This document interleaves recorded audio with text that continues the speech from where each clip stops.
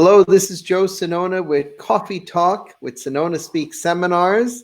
And this is special segments this week with my special guest, Craig Grant of RTI. How are you, Craig? Good. How you doing, Joe? I'm good. I'm good.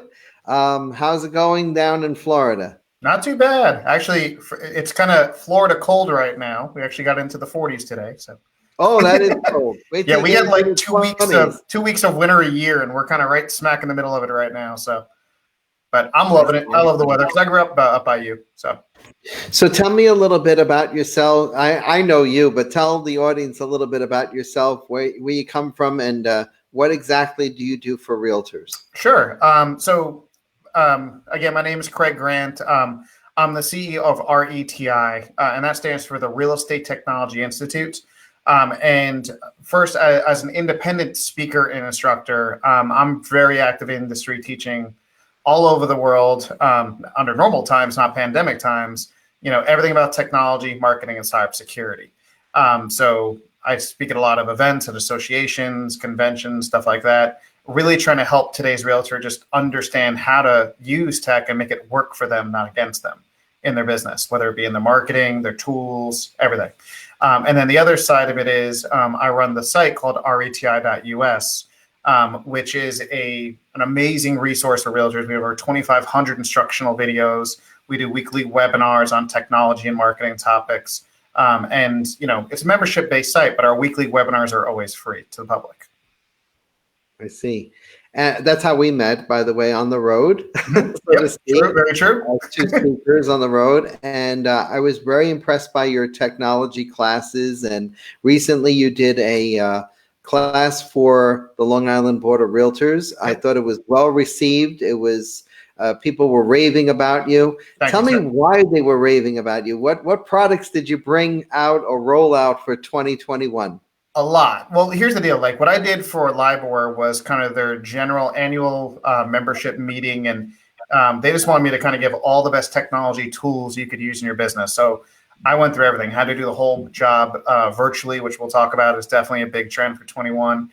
But one of the things about me as a speaker and an instructor is I'm just a geek. I'm definitely a geek who loves technology, and I'm constantly playing with different tech. And so do a lot of my geek buddies in the business. And anytime I speak about a product, I've never been endorsed or paid by a company to do it. It's just because it's a great technology product. Whether it's me testing it out firsthand myself and or getting a lot of feedback from realtors on the ground using these tools. But when realtors come to my classes that are tech tool-based classes, they're just getting kind of untainted recommendations. You know what I mean? They're not getting it from a salesperson or somebody who's getting a kickback from a vendor. Is just here are the best tools to use in your business. And that's one of the reasons why a lot of times when I do it, it's so well received is, I always say as a realtor, the day you get your license, your phone's ringing off the hook, your inbox is overflowed with vendors swearing they have the greatest tools. And how do you figure out which ones to use? True. Yep. So the new agent coming into the business, we'll start with new agents and then we'll work our way up to me. So the new agent coming into the business, what should they be doing right now as far as which technology should they start embracing? Which technology should they start using? Okay. Well, honestly, and I don't want to make it sound too basic, but the truth is the number one tool a realtor should invest in and start with is this right here. It's their phone. Because a phone is a mini computer. It does everything a big computer can do, just in a smaller package. And I hate when I run into realtors that are still holding on to a 7-year-old phone that can't do anything these days. I mean, I always say you can cut corners and save money in other parts of your business. Just don't do it with your phone. And the other area I say never to cut corners on is antivirus protection for all your devices. You know what I mean? You can save money in other places, but get a top-notch phone because it really does run your whole life these days. So that's really, really basic, but that's square one. It really is. Outside of the phone, I mean, to me, a CRM is an absolute must these days in the business.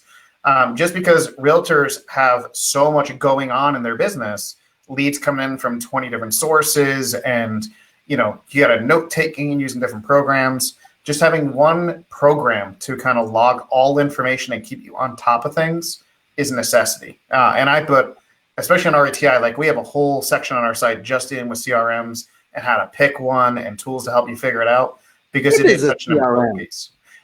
It stands for Customer Relationship Management System. So think of it just as one gigantic contact database system, but it has way more functionality than just putting in notes about a customer. I mean, it's helping you stay on top of all your leads, your marketing, your follow-up, which leads should you follow up and shouldn't you follow up with, your marketing activities, communications. I mean, modern CRMs really end up running, it's the heart. It runs the entire business. Right. And there's a lot of customer follow-up, et cetera. There's also autopilot programs that I've Absolutely. seen, right? Yep. A lot of people don't know a lot about anything when they come into this business, especially new agents, because they're not guided very well Yep. by either managers, brokers, et cetera. But one thing I find that a lot of new agents are struggling with today is, they're always being sold lead sources. Yes. I won't call them by their rightful name, so I'll just say Pillow and Julia and all these people. And I teach this in my classroom, and I go, don't be suckered in by somebody who's going to sell you an address, and when you can verifiably, call people in your spheres of influence, and this is like the best sphere of influence there is, your phone. What other useful technology would you recommend to a new agent coming in? Well, I mean, first of all, to me, and I don't know if this falls under the technology category the way you're saying it, but your sphere of influence is your number one way to get business, which is your pre-existing contacts. So a lot of realtors come into real estate business and say, well, I don't know what to do. I've never been in real estate. And I'll ask them, so what have you been doing in the past? Oh, I've been in finance for 30 years. Seriously? You don't think you have contacts? You've been in finance for all this time or whatever their previous role was. So their pre-existing contacts, that sphere is vital. They got to leverage that. And again, something like a CRM helps them really hone that sphere of influence and work it. And the other thing is, like, I'm huge when I teach marketing and social media and stuff like that, is modern marketing is extremely cost effective. In fact, modern marketing can flat out be free. And when you start looking into stuff like social media, video, blogging, stuff like that, you could do it totally for free, not spend a penny, and build up new customers and new leads as well through it. So that's something that I really try to coach when I work with newer realtors is, you got to have that piggy bank, that money in reserve. So if you don't get a deal for the first few months, you can get through that. But also content is something that you control, which is free. And that's really what wins these days in the marketing world. And that is the backbone of our business, is the technology. But the consumer, when these agents go to now list their homes, the consumer is very, very,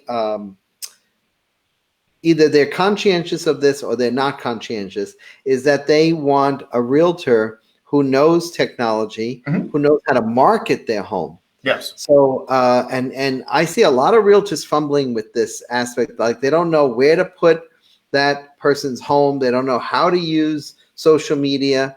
And a lot of for sale by owners and a lot of homeowners in general, they struggle with the decision as to who's going to market their home best, who's going to bring them by a buyer. And I think a lot of it has to do with technology and the marketing of that, right?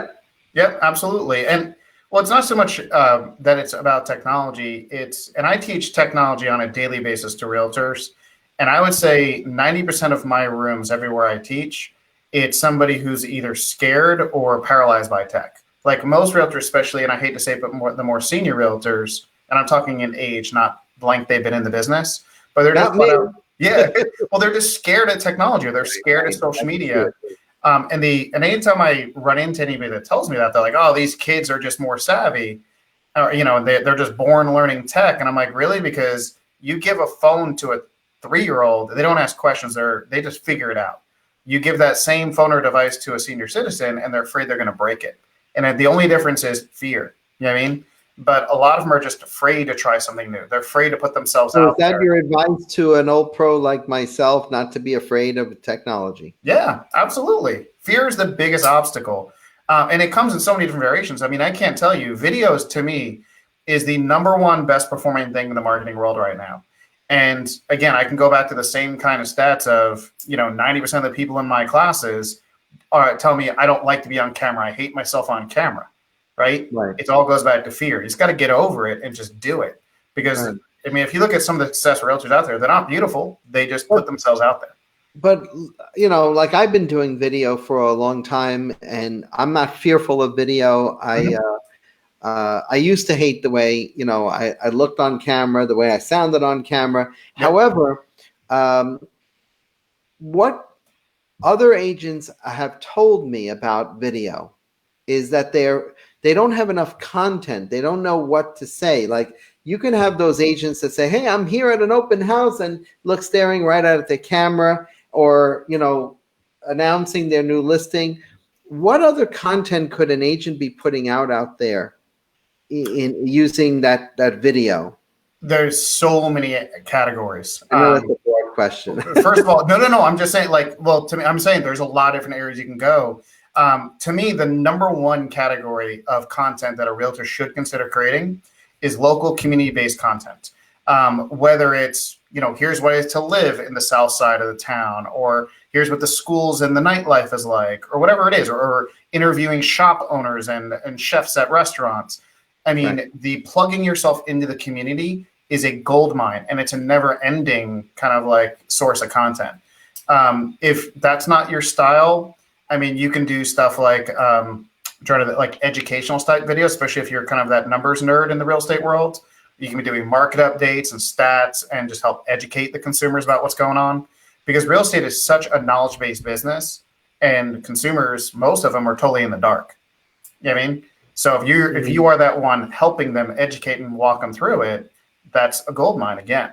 And the biggest thing is, video is so easy to optimize. Like, it's hard. I teach SEO as one of my main topics, which stands for search engine optimization. And I tell people when I teach SEO, it is a battle to get your website to page one of a search engine. It is easy. I'm smiling because I was hoping you would explain SEO to the audience. A lot of us speakers, we only speak in acronyms. Right. No, I mean, I know. I backed up and did it. I know. I saw you. But it's hard to get a website to page one because a website has so much competitive content on it. Whereas you can niche out a video for one topic, an educational topic, and bam, it's on page one right away because it's right away what people are searching for.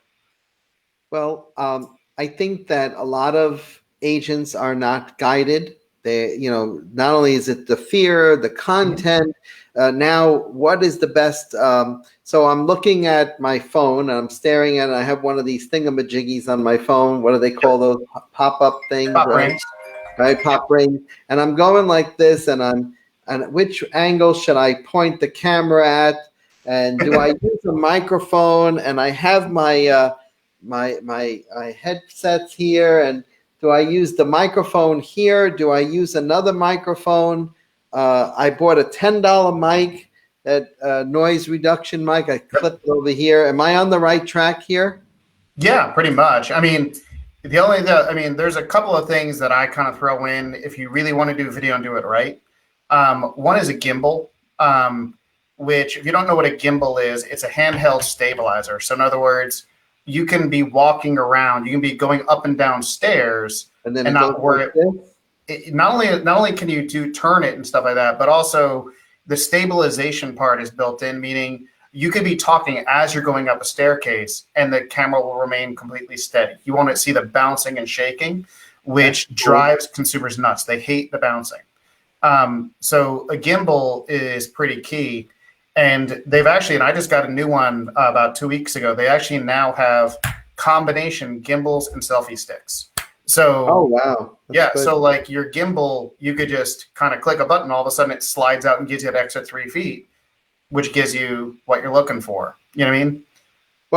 Which one do you recommend? The one I got is called, I can't even pronounce it. It's a Chinese name called Zinhun. Zin. It's like Zhinuy. I mean, I'll look it up really quick for you. I don't want to say it wrong. Even if I find it, I'm not going to spell it right. Okay. And how much did you pay for it? 150. Okay. So So these it's are the things that Chyun as in Nancy. Chyum. Yep. Okay, Zinhum. Okay, and that's 150. And you think I'd be all set if I was taking an open house with that Well, I with my mean, cell phone? it matters what you're trying. I mean, if you're talking about doing a property, I would also, in my opinion, invest in lighting, whether it be like they have the little selfie rings you can put, if you're using your phone, they have like little, kind of like the selfie rings you can put right above the camera lens, which will give I you the just bright. saw that on Instagram, the selfie. Yeah. And if you're going to speak like you did, some kind of a microphone, you know what I mean? They sell little inexpensive ones, like you're saying, $10, $15. You can get really good wireless ones, 150 to 200. But I always say when it comes to video, first of all, consumers don't want pre-rehearsed perfect video. They like authenticity. So it's okay to stumble on a word. It's okay not to be perfect. But there's a couple things consumers really don't like about video. One is that whole stabilization, the shakiness and the bouncing. So you get a gimbal to solve that. Or if you're going to just stay in one place, you can put it on a tripod, right? But the bouncing and shaking is something they hate. The second is audio quality, which is why you want a microphone if you're going to be speaking on camera. And then third is the lighting. Okay. So that now I have my stuff for my video, my stuff for my Yep. Because a lot of agents don't have a budget. Let's put it this way: they don't have budgets for their marketing. A lot of them are pretty much lost, so they have to invest in themselves, right? Yep. So now we have the CRM to keep in contact with Mhm. people. Do you have particularly a CRM that you recommend, or do you recommend a whole bunch of them? I usually put it this way. There's a couple that I think are kind of cream of the crop. But part of the reason, like I mentioned, like on our side, RETI, we even built out what we call CRM generator, which is almost like as a realtor, you just take a short little quiz. You answer 8 questions, and then it ranks all the best vendors from best to worst based on your personal needs. Because my personal take on CRMs is they're all different. They have different features, and they all kind of work in a different way. So it's kind of like you got to figure out the right one for the way you think and the way you do your business. So, I mean, I can give you a few that are in my cream of the crops, but I still say you really want to look into it because it ends up running your whole business. When you're teaching to your students who are mainly realtors, Mm-hmm. how do they receive you? Like, I'm just curious because I know how they receive me and when I teach them about listing a home Right. but our businesses are kind of like a little tied into each other. Like I can't sit there in a classroom and talk tech. That's Right. your job. But Right. my job is to teach them strategy and negotiations and Yep. how to sit down with a client and give them a presentation. How well received is how are your students on? You don't try to overwhelm them with a lot of technology or product, do you? No, in fact, my speaking motto is I do what I like to call advanced technology, but at a pre-K level. And it's a play on words, but what I really mean by it is I know the majority of the people in that crowd are not techies. So even though I'm speaking about advanced tech, I bring it down to their level so they understand it. And I'm also really freestyle. I allow questions the whole time and, that kind of stuff. But I try to make sure if you come in scared, you leave prepared. You know what I mean? Like you're not walking out going, oh my God, this guy just talked over my head for 4 hours. That you're walking away with actionable stuff to improve your business. Well, that's what happened when, I saw you personally in this past October at the Long Island Board of Realtors. We were all on a Zoom call and I saw your presentation and I didn't walk out scared. I walked out knowing some new things. I already knew some of the things that you were talking, but I refreshed myself in what I already knew, which was awesome. And I wasn't scared to embrace more technology. As a matter of fact, I put one or two more into my game Good. for 2021. What should realtors be doing this year to improve their game? Those of us who like myself, who know about all the stuff you just explained, what should we kind of take I away? think, and don't get me wrong, it didn't just start in 2021. But I think if you have not caught up yet to the whole entire virtual world, you're going to be left in the dust in 2021, because I've been trying to push realtors there for a couple of years now. And I think the pandemic just shortened that window completely. Like, I think as a consumer wants to be able to shop the entire experience. They want to be able to do it from the seat of their pants in their own home. They don't want to have to go look at a property and drive around town to do it. And I can tell you my own personal experience, and this is true, in March. So last March is when the whole country shut down, right? What was that, March 12th? Yeah. I sold my house that weekend, right? Wow. And then I had to find a house. I had to sell, find a house on the buy side, and move, all in the middle of everything shutting down. And it drove me nuts as a consumer, like how little tech the realtors were using to showcase properties. But like, I give out tools all the time where today's realtor, if you're not doing, for example, virtual floor plans, if you're not doing, virtual showings and virtual open houses and things like this, that's what today's consumer's looking for, especially right now with the pandemic going on. Again, a lot of people don't feel comfortable driving from house to house and hoping that house is clean and, germ free and everything else. So, what other things can you give us as far as we're looking at a new year? We have this virtual space in front of us. Some of us work from home. Some of us don't work from home. Right. Is there anything that either the consumer should know of what to look out for? Because we've already talked about agents and what they should be looking at. What about the consumer? You think the consumer should know some things about their real estate agent or what to look out for in a real estate agent as far as technology? How to pick one, you mean? Or is it like how to make sure they're not going to lose their life savings with like wire transfer fraud? Well, I know we have our forms and we have to get those but cybersecurity is definitely on radar and on the minds of a lot of people in light of what has happened in the world in the last couple of years. But what should the consumer be looking at when they interview a real estate agent? It's a little bit of a trick question because I think every consumer approaches it differently. You know what I mean? I think some consumers and I hear this spit back to me by realtors all the time of, I'm X years old and I'll never catch up with all these young kids with tech, but I've been in the business forever and I have so much knowledge. Well, guess what? Some consumers want that experience. They want, that motherly, grandmotherly, whatever it is kind of situation to help them through the process. Whereas others want that tech savvy person that has all the coolest tools and everything. So I don't think there's a one size fits all on the consumer side. I think as a realtor, you've got to be a bit of a chameleon and you've got to kind of listen to your customers' needs and adapt whatever they're looking for. I mean, that's how I try to coach to win listings and get those customers. But the other side of it is, I really think that I always say you don't have to be the most tech savvy realtor out there to excel, right? But today's consumer doesn't want to feel like they're working with a dinosaur and pulling the realtor along. You know what I mean?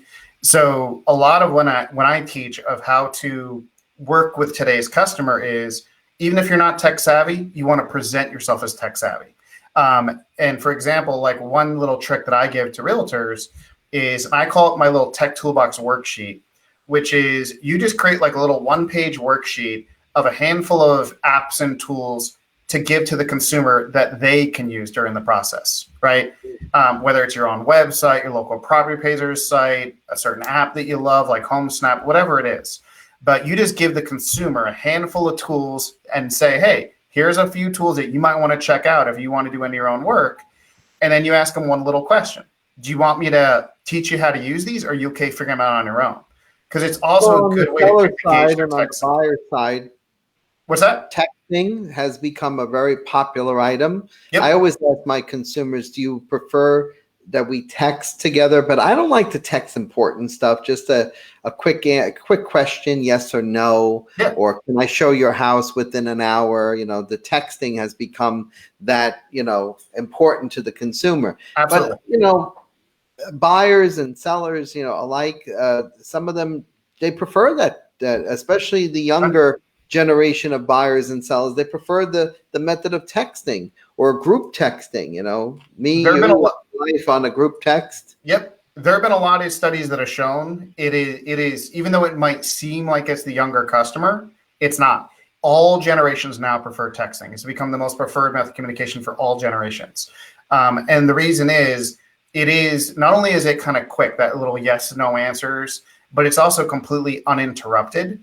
In other words, and I coach this again as well, a lot of realtors say, well, I don't want to text because it's kind of impersonal. I'd rather get you on the phone and talk to you. Well, if I'm in the middle of something or my baby's sleeping in the background or whatever, I don't want to get on a phone call. Right. I'd rather text really quickly. So I always tell realtors, you at least have to be receptive to text at any time. Now, if it gets too deep, like you're saying, they're asking too many questions. Hey, let's jump on a phone call really quickly so we can really discuss this thoroughly. But sometimes they're just feeling you out, seeing if you're available. Yeah, that's pretty awesome. It's pretty awesome. The agent today that has been in the business a long time ago, I know we reflected on the fear factor, and so we shouldn't just hire younger agents to do our work. We should embrace the technology. And the younger agents, I always feel like they always have the upper hand of getting something ahead of time. Where does somebody look for new gadgets, new anything coming up, before everybody else has it? I mean, if you're looking for there's sites like, you can look at the big CES conventions. You can look at sites that really talk about tech, like CNET and things like that, and Mashable. I mean, I, for example, have Google Alerts set up for anything Google, anything Apple, anything smart homes. I mean, there's a lot of tools you could use. I use Flipboard to stay on top of technology like crazy, which is a great app. What is Flipboard? Flipboard, and it's also great, by the way, for social media as well. What Flipboard is just a great news aggregating app. It pulls in news, stories, and articles from all over the internet on any topic you want. So you could just type in the word real estate and create a real estate magazine, and then flip through every news story on the internet about real estate. And if you see a story you're interested in, you just click into it and read it, and then you can share it out to social media right from there.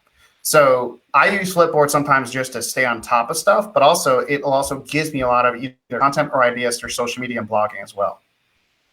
I remember you were telling me back in one of our conventions where we were both there. I remember you talking about Hootsuite. Mm-hmm.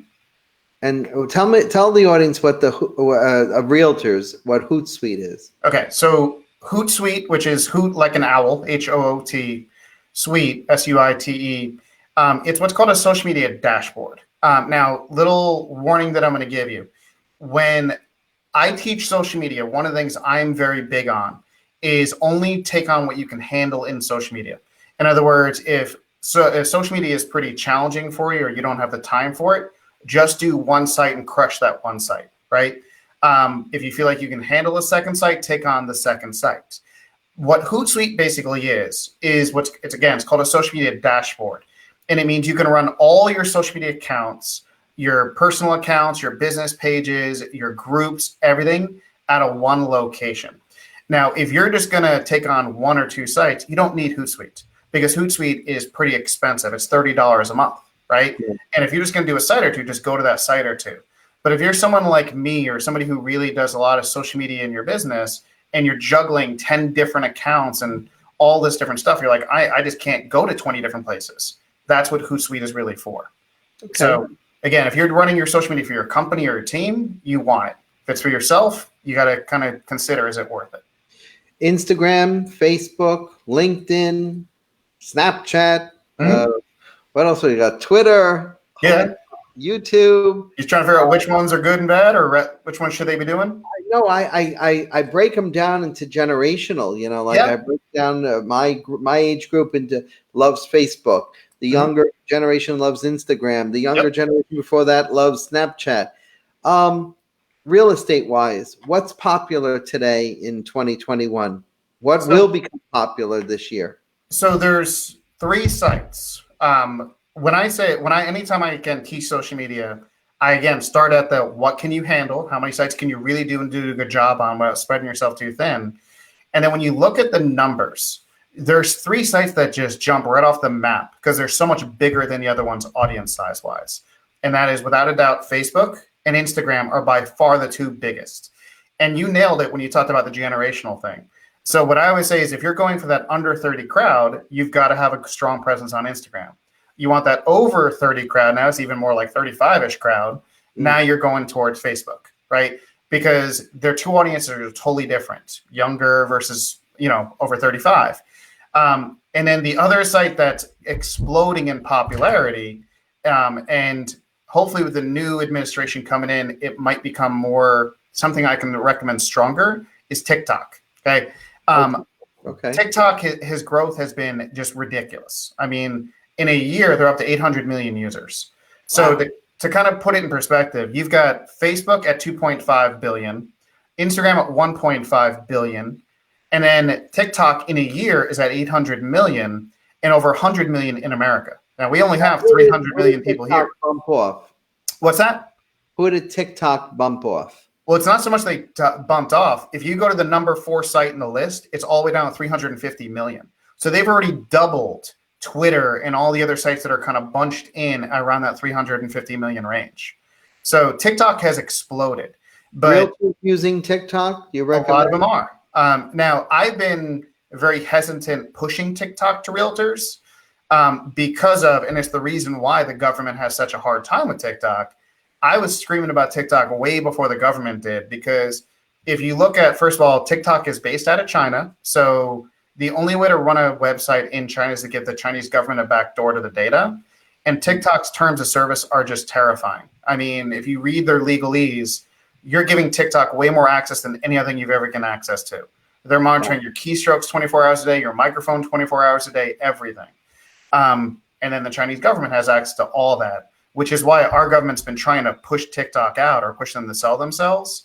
But I thought TikTok was bought by an American company, no? No, it's still in negotiations, but now you're looking at Walmart and I think is it Cisco's the other company, are talking about jointly buying into TikTok.